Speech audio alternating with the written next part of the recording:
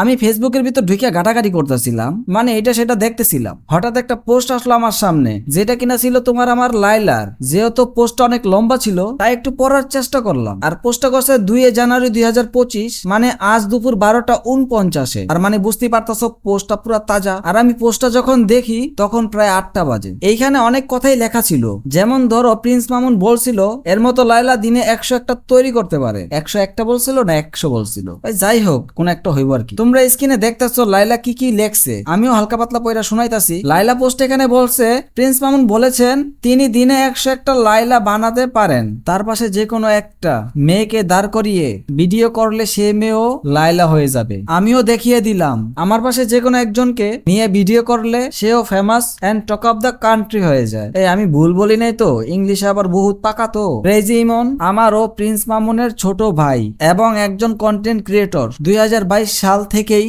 আমার সাথে অনেক ভিডিও করেছে, কিন্তু এইভাবে হাইলাইট হয় নাই। প্রিন্স মামুনের সুইজারল্যান্ডও এইভাবে আমার পাশে এসেছে এবং আমিও মামুনকে দেখিয়ে দিলাম ও কতটা ভুল। ইমন, লিকন, ইমরান যারা যারা আমার সাথে ভিডিও করে তাদের কারোর সাথেই আমার ব্যক্তিগত কোনো সম্পর্ক নেই, শুধুমাত্র কন্টেন্টের জন্য এদের সাথে ভিডিও বানানো হয়। আরেকটা লাইলা বানানো এত সহজ না। লাইলা হতে হলে সত্যিকারের ভাবে নিঃস্বার্থভাবে ভালোবাসতে জানতে হবে, সেটা প্রিন্স মামুনের জন্য আর কেউ কোনোদিন করবে না। মেসেজটা খারাপ না, ভালোই ছিল।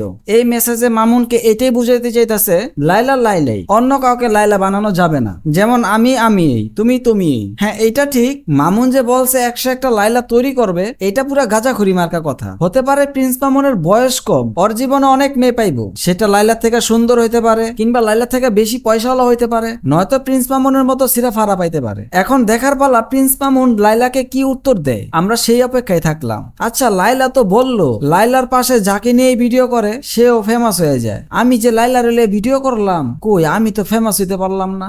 জানি না ভাই আসল কাহিনী কি। আজকের ভিডিওর বানানোর মূল কারণ কি জানো? হতেও পারে তাদের মধ্যে নতুন করে কন্ট্রোভার্সি। দেখা যাক এখন কি হয়। আচ্ছা এখন তোমরা যে ভিডিওটা দেখবা রামনের সম্বন্ধে অনেক কথাই বলছে, সেটা হোক ভালো মন্দ মিলা ঝিলা। এখন তোমরা পুরো ভিডিওটা দেখলে বুঝতে পারবা, যা যা বলছে তোমরা তাই শুনতে পারবা। হ্যাপি নিউ ইয়ার, কেমন আছেন সবাই? তো আপনাদেরকে সবাইকে 1 তারিখে দেখবো, এই জন্যই কিন্তু আমি নেপাল থেকে জাস্ট 31st নাইটটা স্পেন্ড করে দৌড় দিয়ে ঢাকায় চলে আসছি। সবার সাথে আমি দেখা করব, সবার সাথে কথা বলবো, আর সবার সাথে অনেক ঘোরাঘুরি করব, অনেক গল্প মজা করব। তো এখন বলেন আপনারা কি কি জানতে চান? নেপালে কেন গিয়েছিলেন আপনি? 2 দিন পর পর এখন নেপালে দৌড় দেন। নেপালে কি কোনো বয়ফ্রেন্ড হয়েছে কিনা? 2 দিন পর পর নেপালে দৌড় দিই না। আমি লাস্ট ইয়ারে গিয়েছিলাম একবার, এইবার একবার গেলাম। কয়েকদিন আগেই তো গিয়েছিলেন। কয়েকদিন আগে আমি মালদ্বীপে গিয়েছিলাম। মালদ্বীপে যে বিদেশে কেন এখন ভ্রমণ করেন? বিদেশে এখন ভ্রমণ করি না, আমি সারা জীবনই বিদেশে ভ্রমণ করেছি। তো মাঝখানে কয়েক বছর আসলে কোনো কারণে হয়নি ওভাবে প্ল্যান করা।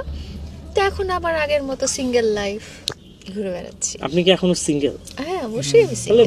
বিভিন্ন মিডিয়াতে দেখছি একটা ছেলের সঙ্গে হাত ধরে ঘুরছেন, খাওয়া দিচ্ছেন এবং সবাই ভাবছে এটা আপনার খুব বয়ফ্রেন্ড, এবং এটার জন্য কিন্তু অনেকে জেলাস ফিল করছে, অনেকে স্ট্যাটাস দেয়।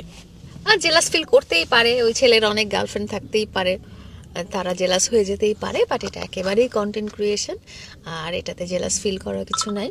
আমার ব্যক্তিগত লাইফটা যদি, আমার লাইফ পার্টনার যদি মিডিয়া রিলেটেড কেউ না হয়ে থাকে, তাহলে তাকে আপনারা কখনোই ফেসবুকে দেখবেন না। লাইক আমার পরিবারের মতো যেভাবে আমি পরিবারকে আমার সোশ্যাল মিডিয়াতে আনি না, সেরকম আমার জীবনসঙ্গী যদি সোশ্যাল মিডিয়ার বাইরে কোনো মানুষ হয়ে থাকেন, তাহলে আপনারা ওনাকে কখনোই দেখবেন না। আপনি কন্টেন্ট বললেন এই ছেলেকে নিয়ে করতেন, সেম তো মামুনও বলছে যে আপনার সাথে এভাবে কন্টেন্ট করতো, আপনি তার কিছুই হন না এবং আপনার সাথে কোনো প্রেমের সম্পর্ক আছে, এইভাবেই বলছে। এটা আসলে বললেই তো হয়ে গেল না? কারণ আপনারা তো 4টা বছর তো আসলে কম সময় না। কন্টেন্ট আসলে কয়দিন করবেন আপনারা?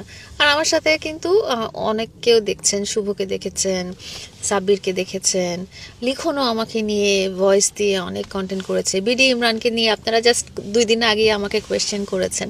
তো কন্টেন্টটা কন্টেন্ট হিসেবেই ধরে নিতে হবে, আর রিয়েল লাইফটা রিয়েল লাইফ হিসেবেই ধরে নিতে হবে। এখানে একটা জিনিস বলতে চাই, ইমনের সাথে আসলে এই ধরনের টপিকে কন্টেন্ট করার একটা রিজন আছে। আমি কয়টা দিন আগে প্রিন্স মামুনের একটা ইন্টারভিউ দেখেছিলাম, যেখানে উনি বলেছিলেন যে হ্যাঁ, আমার পাশে দাঁড় করায় যদি আমি একটা মেয়েকে দাঁড় করায় যদি বলি এ আমার গার্লফ্রেন্ড, তাহলেও সে লায়লার মতো হয়ে যাবে। হ্যাঁ, আমি এরকম করে 101টা লায়লা একদিনে ক্রিয়েট করতে পারি। তো আমার কথা হচ্ছে সেটাই, যে এটা আসলে সবাই করতে পারে।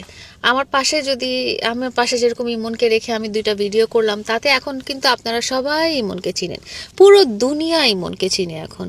মানে ইমনের সাথে মনে হয় আমি 2 দিন ভিডিও করেছি, 2টা ড্রেসে দেখবেন আপনারা।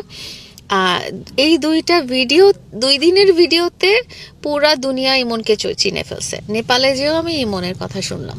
তো এটা আসলে প্রিন্স মামুন যে খুব গর্ব করে বলে যে আমার পাশে আমি যে কোনো কাউকেই উপরে তুলে ফেলতে পারি, ইচ্ছা করলে মাথায় নামিয়ে ফেলতে পারি, আসলে হ্যাঁ, সেটা সবাই পারে।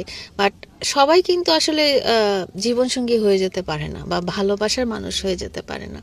ইমনকে আপনারা দেখেছেন, ইমনকে বাদ দিয়ে এখন আমি যদি অন্য আরেকজনের সাথেও ভিডিও করি, সেও ওইরকমই হাইলাইটেড হবে। ততক্ষণে তোমরা ভিডিওটা লাইক করে দাও, ভিডিওটা শেয়ার করে দাও, চ্যানেল নতুন হলে সাবস্ক্রাইব করো, আর পেজে হলে ফলো দিয়ে ভিডিওটা শেয়ার করে দাও।